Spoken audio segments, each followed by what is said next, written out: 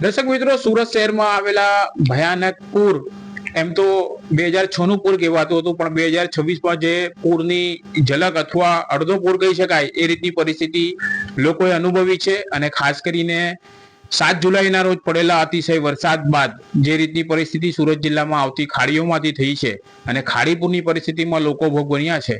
આ ખાડીપુર આવવાનું કારણ શું છે, આજે આપણે એના વિશે વાત કરીશું. અને એને ખાસ વાત કરવા માટે અને એના પર રિસર્ચ કરતા વ્યક્તિ સાથે આપણી સાથે વૈજ્ઞાનિક એવા અને એન્જિનિયર એવા ડોક્ટર પંકજ ગાંધી છે, કે જેમણે ખાસ ફ્લડ જે છે તેના પર રિસર્ચ કર્યું છે. તેમને પીએચડી એના પર કરી છે. અને ડોક્ટર પંકજ ગાંધી અનેક જાણીતા છાપાઓમાં એમના અનેક વાર લેખો આવતા હોય છે. ક્યાંક ને ક્યાંક તેમના લેખોથી લોકોને, તંત્રને અવગત કરતા હોય છે કે ભાઈ જાગી જાઓ, જાગી જાઓ.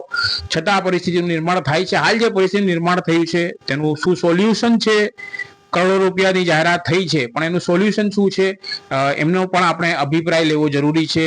એક વૈજ્ઞાનિક તરીકે તેઓ એક મૂળ સુરતી પણ છે અને સુરતથી એ તેઓ સુરતની લાગણી પણ ધરાવે છે, એટલે એ રીતે બી આપણે વાત કરીશું. પંકજભાઈ, આપનું ખૂબ ખૂબ સ્વાગત છે કર્તવ્ય ગુજરાત ન્યૂઝમાં. Thank you.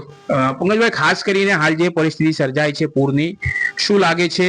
વર્ષોથી ખાડીઓનો જે વહેણ છે એ તો વહેતો આવ્યો છે, અને હાલ જે પરિસ્થિતિ છે, ભૌગોલિક પરિસ્થિતિ, કઈ રીતની રિસર્ચ તમારી શું કહે છે? સને 2018માં આ વિષય ઉપર મેં મારું ત્રીજું પીએચડી શરૂ કર્યું હતું SVNITમાં, જે ભારતની પ્રતિષ્ઠિત નેશનલ ઇન્સ્ટિટ્યૂટ ઓફ ટેકનોલોજીમાંની એક છે. આ અગાઉ હું 2 પીએચડી કરી ચૂક્યો હતો, એટલે મને ખબર હતી. અને જે સરકતો પ્રશ્ન 2006નો પોતે રેલનો અનુભવ્યો હતો, તો એઝ એ સિવિલ એન્જિનિયર મને થયું કે અર્બન ફ્લડિંગ ઉપર કંઈક સ્ટડી કરવો જોઈએ. તો જુદા જુદા કેસ સ્ટડી લઈને એક સ્ટડી કરવામાં આવ્યો, અને એ સ્ટડીના ભાગરૂપે ખ્યાલ આવ્યો કે સુરતમાં ઇલીગલ કન્સ્ટ્રક્શન અથવા તો સુરત મ્યુનિસિપલ કોર્પોરેશનના અધિકારીઓના મેરા પીપણામાં ખાડી કિનારે કયા પ્રકારે કન્સ્ટ્રક્શન થઈ રહ્યું છે. એક ઉદાહરણ રૂપે જોઈએ તો સુરત શહેરનું ફ્લડિંગ આવવાનું સૌથી મોટું કારણ છે પેરી અર્બન એરિયાનો વિકાસ, અને પેરી અર્બન એરિયામાં કોઈ પણ પ્રકારની ડ્રેનેજની સિસ્ટમ આજ દિન સુધી સુરત મહાનગરપાલિકા દ્વારા વિકસાવવામાં આવી નથી. એ વિસ્તારોનો ટેક્સ સુરત મહાનગરપાલિકા કલેક્ટ કરે છે, પરંતુ ત્યાંના રહેવાસીઓ, એટલે કે જે નવો પેરી અર્બન એરિયા કામરેજ કડોદરાની વચ્ચેનો વિસ્તાર, વાલક પાટિયાની આજુબાજુનો વિસ્તાર, કોઈને કોઈ પણ પ્રકારની જે સર્વિસીસ આપવી જોઈએ મ્યુનિસિપલ કોર્પોરેશનની, એ ત્યાં ઊભી કરવામાં આવી નથી. ફક્ત એમનો સમાવેશ એડમિનિસ્ટ્રેશન પોઈન્ટ ઓફ વ્યૂ લેવામાં આવ્યો છે. હવે આ વિસ્તારો વિકસતા ત્યાંથી ડ્રેનેજની એવી કોઈ સિસ્ટમ નથી, તો જેથી એ વિસ્તારમાં જે પણ કંઈ નવું ડેવલપમેન્ટ થયું તેનું કોઈ પ્રકારની ડ્રેનેજ સિસ્ટમ સાથે કનેક્શન ન હોવાથી એ વસ્તુ શહેરની જે પણ કોઈ ખાડીઓમાં ભેગું થતું હોય પાણી વરસાદનું, એમાં આવે છે. હવે પંકજભાઈ, હું ખાસ આપણે સ્ક્રીન પર આપણે બતાવવાનો પણ પ્રયાસ કરીએ કે ખાડીનું જે વહેણ છે, ખાડી ક્યાંથી શરૂ થાય છે અને કયા દરિયામાં કઈ રીતે મળે છે, નદીના સ્વરૂપમાં મળે છે, કેમ આપણે પંકજભાઈને જણાવીએ કે એનાલિસિસ કરતા સ્ક્રીન પર પણ બતાવે. જી પંકજભાઈ, જે પણ કોઈ બધી ખાડીઓ સુરતની છે એ તાપી નદીમાં ભેગી થતી નથી. તમે અહીં જોઈ શકો છો કે મિંઢોરા ક્રીક એટલે કે મિંઢોરા નદી સુરતની પાછળનો વિસ્તાર, એટલે કે સચિનની પાછળના વિસ્તારમાં આ બધી જ ખાડીઓ તમે જોઈ શકો છો કે મિંઢોરા ક્રીકમાં ભેગી થાય છે, એટલે કે ઉભરાટવાળા એરિયામાં. તો ઉભરાટવાળા એરિયામાં આપણે જોતા જઈશું કે આ જે પણ કોઈ અત્યારે આ બાજુથી જે આવી રહી છે મિંઢોરા નદી છે, અને આ જે ઉપરથી આવી રહી છે એ ખાડી છે. તો હવે જે આ ખાડીનો ફ્લો છે, તમે જોઈ શકો છો કે ખાડી એનો નેચરલ ફ્લો ધરાવે. જે પ્રકારે તાપી નદી મધ્યપ્રદેશથી નીકળીને મહારાષ્ટ્ર થઈને સુરત સુધી આવે છે, તો એક એનો નેચરલ ફ્લો છે. એ જ પ્રકારે આ ખાડી પણ પોતે જે તે વિસ્તારમાંથી શરૂ થાય છે, જે કચરાનું પાણી લઈ આવતી હોય એના નેચરલ ફ્લો પ્રમાણે મિંઢોરા નદીમાં ભેગી થતી હોય છે. હવે અહીં તમે જોઈ શકો છો કે એક બીજી ખાડી આ મેઇન ખાડીમાં ભેગી થાય છે. એટલે આ જે ખાડીનો વિસ્તાર છે, જેની આજુબાજુ અર્બન ડેવલપમેન્ટ થવાને લીધે ખાડીની ઉપર દબાણ કરતા એપાર્ટમેન્ટ્સ અને રો હાઉસીસ બનાવવામાં આવ્યા છે. આપ જોઈ શકો છો કે આ ખાડી કઈ રીતે જઈ રહી છે. હાલમાં સુરતમાંથી પાસ થાય છે આ ખાડીનું વેન. અત્યારે આપણે જોઈશું કે બમરોલી વિસ્તાર તમને દેખાઈ રહ્યો છે, તો એની આજુબાજુ STP પાર્ક છે. હવે આ ખાડી આખી યુ આકારે ફંટાય છે. એટલે આ કેસમાં એવું થાય કે જ્યારે પાણીનો ફ્લો વધારે હોય તો પાણીનો ફ્લો આ યુ આકારે ન જઈને સીધો શોર્ટ સર્કિટ કરીને એરિયામાં આવી જતો હોય, એટલે ટૂંકો પ્રવાહ એસ્ટાબ્લિશ કરવામાં આવે. અહીંયા એક બીજી ખાડી આ મુખ્ય ખાડીમાં ભેગી થાય છે.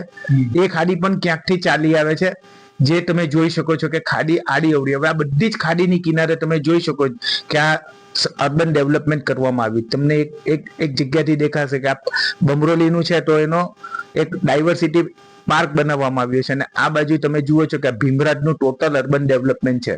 તો આ ખાડીને ક્યાંક ને ક્યાંક પૂરી દીધી હોય એ તમે જોઈ શકો છો. અહીંયા મોટો ફ્લો છે, અહીંયા ખાડી પર દબાણ કરીને એપાર્ટમેન્ટ્સ અને રો હાઉસીસ બનાવી દેવામાં આવ્યા હોય. અહીંયા તમે જોઈ શકો છો કે જે ગીચ વિસ્તાર જે તમે જુઓ છો આજે આખો, હા, મેમનગર અને આ બધું જે છે, તો આ ખાડી કિનારે વિકસેલી સંસ્કૃતિ કહી શકો, જે ટોટલ અર્બન પ્લાનિંગ ની અગેન્સ્ટ છે. નદી કિનારે સંસ્કૃતિ વિકસે, ખાડી કિનારે કોઈ દિવસ સંસ્કૃતિ ના વિકસે. તો આ તમે જોઈ શકો છો કે આ ખાડીની આજુબાજુ ટોટલ ડેવલપમેન્ટ, બધું જ અર્બન ડેવલપમેન્ટ આ લોકોએ કરવામાં. એટલે પાંડેસરા બાજુ જે પાણી ભરાયું હતું તે ક્યાંક ને ક્યાંક જે કહી શકાય કે ખાડી પુરાણ અને આસપાસનું દબાણ. એટલે જે ખાડીની કિનારે જગ્યા, એક ઉદાહરણ રૂપે કહીએ કે 2 એકર જમીનનો કોઈએ દસ્તાવેજ કર્યો અને બિલ્ડર જ્યારે વેચે છે ત્યારે 3 એકર જમીનમાં રો હાઉસીસ કે એપાર્ટમેન્ટ વેચે છે, તો 1 એકર જમીનનો ખાડીની સમાંતરે એને દબાણ કરેલું કહેવાય. બરાબર. તો એ આગળ આપણે વધીએ પંકજભાઈ, લિંબાયત વિસ્તાર હું કહું બતાવું આપણે ઉધના પાંડેસરા લિંબાયત વિસ્તાર આપણે જોઈશું તો આ બરોડા રેવનની આજુબાજુનું, અને આ મરીમાતા સ્કૂલ જે અત્યારે પાંડેસરાનો વિસ્તાર છે, તમે મરીમાતા સ્કૂલ અને આ બધા વિસ્તારમાં અત્યારે જે પાણી આવ્યું છે આ બધું જ ખાડીની પેરેલલ દબાણ થયેલું છે. તમે જોઈ શકો છો, જો આ ખાડીની આજુબાજુ બધું દબાણ છે, ભેડવાડ ખાડી. તો ભેડવાડ ખાડીની આજુબાજુનું જે આ બધું દબાણ છે તે કયા પ્રકારે આ પરમિશનો મળે છે તે પણ એક બહુ મોટો ક્વેશ્ચન છે. જે પ્રકારે સમુદ્ર કિનારે કોઈ ગોવા ગયું હોય તો ખબર હશે કે કોસ્ટલ રિજિયોનલ ઝોનમાં બાંધકામ થતું નથી. તો આ ખાડી કિનારે કઈક એવા નિયમ ન બનાવી શકાય કે ખાડીની 50 મીટરમાં બાંધકામ ન થવું જોઈએ, તો આ પ્રકારનું એન્ક્રોચમેન્ટ આપણે અટકાવી શકીએ. આ ભેડવાડ ખાડી તમને ક્લિયર કટ દેખાશે કે કયા પ્રકારે ભેડવાડ ખાડીની પેરેલલ આ બધું ડેવલપમેન્ટ કરવા. હવે પંકજભાઈ આપણે મીઠી ખાડી તરફ જઈએ, થોડા લિંબાયત બાજુની પરિસ્થિતિ બી જોઈએ તો એ બાજુની પરિસ્થિતિ બતાવીએ ને ત્યાંથી આપણે ઉપર જો કઈ જગ્યાથી આ ખાડીઓ નીકળે છે તો બી એ બી તમે થોડુંક સમાવેશ કરો અને એનો ઉપાય શું હવે તમારી દ્રષ્ટિએ. તમે એની શું કહેવાય, કહી શકાય કે તમે એની ફરિયાદ તો કરી દીધી એક રીતે કે ભાઈ આ વસ્તુ છે, હવે એનો ઉપાય તમે એક વૈજ્ઞાનિક તરીકે શું સૂચવો છો? મારો ઉપાય એ છે કે જે પ્રકારે પહેલા એવું હતું કે ઉકાઈ ડેમમાં કેચમેન્ટ એરિયામાં કેટલો વરસાદ પડે છે ખબર નહોતી પડતી, તો એના ગેજ સ્ટેશન બનાવવામાં આવ્યા. ત્યાર પછી હવે એક્ઝેક્ટ ખબર પડે છે કે કયા વિસ્તારમાં કેટલો રેનફોલ થઈ રહ્યો છે. તો હાલમાં ખાડી વિસ્તાર માટે ખાડીપુર એ સુરતનો સૌથી મોટો બર્નિંગ ઇસ્યુ છે. તો એને ઇન્ટરનેટ ઓફ થિંગ્સ દ્વારા અને સેટેલાઇટ સિસ્ટમ દ્વારા કઈ રીતે કનેક્ટ કરાવી શકાય, આખું મેં મારા એક રાઇટઅપ જે લોકલ ન્યૂઝપેપરમાં પબ્લિશ થયું છે એમાં 9 પોઈન્ટ જોડે આપવામાં આવ્યું છે કે કયા પ્રકારે ઇન્ટરનેટ ઓફ થિંગ્સ અને સ્કાડા કંટ્રોલથી આ વસ્તુ કંટ્રોલ થઈ શકે. સ્કાડા ટેકનોલોજી એ કોઈ નવી નથી. 1980 ને 90 ના દાયકામાં હજીરા બીજાપુર જગદીશપુર લાઈન વખતે સ્કાડા ટેકનોલોજી નાખવામાં આવી હતી, અને આવડી મોટી 1600 કિલોમીટરની લાઈન સ્કાડાથી કોઈ પણ જાતના માણસના ઇન્ટરવેન્શન વગર ચાલે છે. તો એ જ સ્કાડા સિસ્ટમ સુરતમાં ઇમ્પ્લિમેન્ટ કરવામાં આવે તો સેટેલાઇટથી તમે દરેકે દરેક ખાડીનું મોનિટરિંગ કરી શકો. જે પ્રકારે ICCC નો કંટ્રોલ રૂમ છે એ જ પ્રકારે ખાડી પૂર કંટ્રોલનું એક મોનિટર આપી શકાય, જેના ઉપર ટાઈમલી અપડેશન આવતું હોય કે કયા વિસ્તારમાં કેટલો રેનફોલ થયો છે, ક્યાં કઈ વસ્તુ છે. લુનાર કેલેન્ડર પ્રમાણે આ ખાડીનું પાણી મિંધોરા ક્રીકમાંથી સમુદ્રમાં જશે કે નહીં જશે. માનો કે લુનાર કેલેન્ડર પ્રમાણે અમાસ કે ભરતી છે, અમાસની ભરતી છે અથવા તો સાતમની ભરતી છે અને વરસાદ તમારો 4 વાગ્યે પડે છે તો તમારે સ્લુઇસ ગેટ વાલ બંધ કરવો પડે. અને નજીકના વિસ્તારમાં જે પણ કોઈ ધરાણ ધરાવતો વિસ્તાર હોય જ્યાં કેચમેન્ટ પોન્ડ બનાવી શકાય, એ કોન્ટુર સ્ટડી પ્રમાણે, કોન્ટુર એટલે ધરાવ, તો એ ધરાવ પ્રમાણે પાણીને ક્યાં ડાયવર્ઝન આપી શકાય અને પાણીને ટાઈમ બિંગ ક્યાં સ્ટોર કરી શકાય, અથવા તો આ કોન્ટુર સ્ટડી પ્રમાણે લો લેવલ એરિયા આઈડેન્ટિફાઈડ કરવો પડે અને ત્યાં ગ્રાઉન્ડ વોટર રિચાર્જનો એક પોઈન્ટ આપવો પડે કે 500 ફૂટ ઊંડો બોર કરી દેવો અને જે પણ કોઈ ખાડીમાં પાણી આવી રહ્યું છે 500 ફૂટ ઊંડા બોર દ્વારા સીધું નીચે જમીનમાં જતું રહે, જેથી કરીને આગળ વધતું એને અટકાવી શકાય. ક્યાંક ને ક્યાંક એક સમય મળી જાય કે ભાઈ ભરતી ઓસરે અને ત્યારે એ પાણી સમાવેશ થઈ જાય. ખાસ એક બીજો પ્રશ્ન એ પૂછવાનો માંગીશ તમને કે જે રીતે વાલક ખાડીનું જોડાણ અથવા બીજી કઈ ખાડીઓનું જોડાણ જે 41 કરોડ રૂપિયાનો એક બહુ મોટો અથવા તો બુદ્ધિનું દેવારું ફૂંક્યું હોય એવું કહી શકાય સિવિલ એન્જિનિયરિંગની ભાષામાં, કે જે ખાડી ઓલરેડી નાની થઈ ચૂકી છે, જેના ઉપર ઓલરેડી દબાણો આટલા બધા થયા છે, એ ખાડીમાં એક ખાડીનું પાણી બીજી ખાડીમાં ડાયવર્ટ કરીને લેવામાં આવે એટલે તમારો એરિયા ઓછો છે અને ફ્લો તમે વધારો છો, તો એનો જે ડેમેજ કરશે ખાડીનું પાણી એ સૌથી વધારે કરશે, જે આપણે જોઈ રહ્યા છે. આજુબાજુના વિસ્તારમાં એ પાણી જશે. બીજી વસ્તુ, સુરત માટે ખાસ જવાબદાર જો કોઈ હોય તો આઉટર રિંગ રોડ અને BRTS ડેવલપમેન્ટ. પહેલા કેવું હતું કે BRTS ની કેનાલ ટ્રેપેઝોઇડલ હતી અને એ જમીનના કોન્ટૂર પ્રમાણે આગળ વધતી હતી. પણ એટલે BRTS તમે વાત કરો છો પંકજભાઈ, BRTS ની કેનાલ તો લોકો બ્યુટિફિકેશન કર્યું છે, કેનાલ તો વહે છે. કેનાલ એ જ નથી, જે ટ્રેપેઝોઇડલ એટલે આ પ્રકારનો શેપ હતી અને રેક્ટેન્ગ્યુલર કરવામાં આવી છે, અને જે બાકીનો એરિયા રહ્યો એના ઉપર બસનું નેટવર્ક ડેવલપ કરવામાં આવ્યું છે. આના ઉપર મારો ડિટેલ સ્ટડી છે અને નેટવર્ક ઊભું કરવા માટે જે કેનાલની વોલ છે, જે પહેલા ચારકોલ માંથી અને સિમેન્ટના મિક્સમાંથી બનાવવામાં આવતી, આ ફૂલ RCC માંથી છે અને જમીનના લેવલ કરતા કેનાલ ઊંચી છે એટલે જમીનનું પાણી કેનાલમાં જઈ શકતું નથી.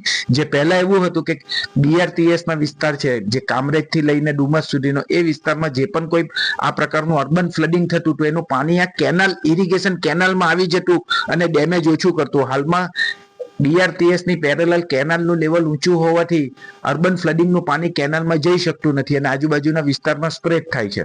500 કરોડનું હાલ જે જાહેરાત કરવામાં આવી છે, શું લાગે છે તમને? 500 કરોડ પૂરતા નથી.